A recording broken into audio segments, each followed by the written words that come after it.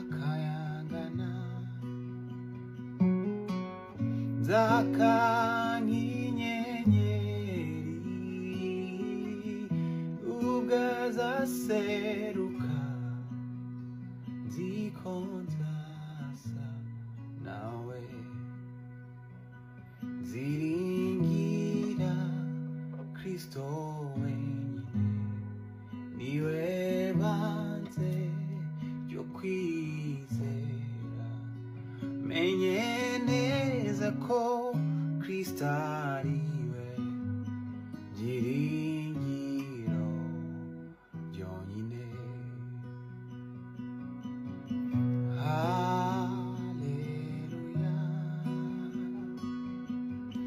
mishwe muri we ubwazaseruka